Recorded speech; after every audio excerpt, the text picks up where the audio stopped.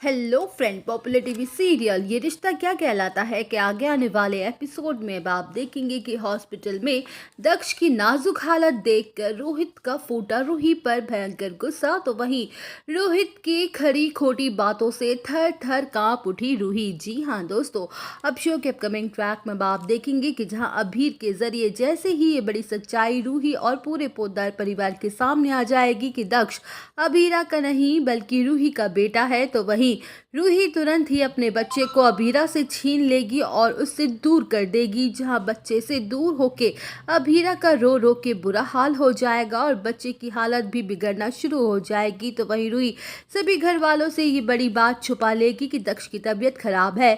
जहां रोहित ये बात नोटिस करेगा कि 2 दिनों से ना तो उसने दक्ष को हंसते हुए देखा है और ना ही उसके रोने की आवाज तक सुनाई दी है। तो वहीं रोहित रूही से बच्चे के बारे में पूछेगा, जहां रूही रोहित से बात छुपा लेगी और बातों को गोल गोल घुमा के बात को दबा देगी। वेल, अब शो के अपकमिंग ट्रैक में आप देखेंगे कि जहां रोहित का दिल नहीं मानेगा, उसे अंदर ही अंदर घबराहट महसूस हो रही होगी कि कुछ तो गड़बड़ है।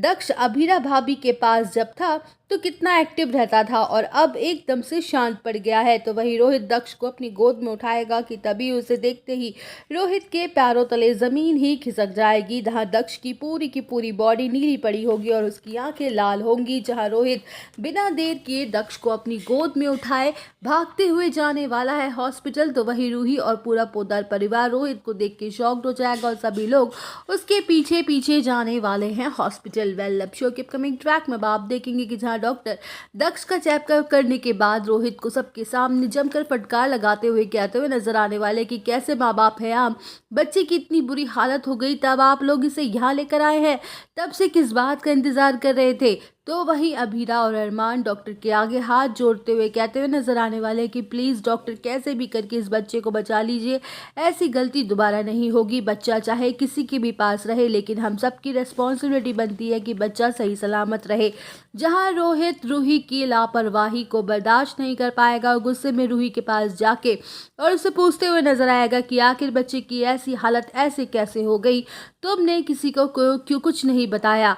तो वही रूही पहले तो चुप्पी साध लेगी, लेकिन फिर कहते हुए नजर आएगी क्योंकि बच्चा इतने दिनों से अबीरा के पास था, इसलिए मैं चाहकर भी बच्चे से अपना कनेक्शन नहीं बना पाई और ना ही उसे अपना पाई।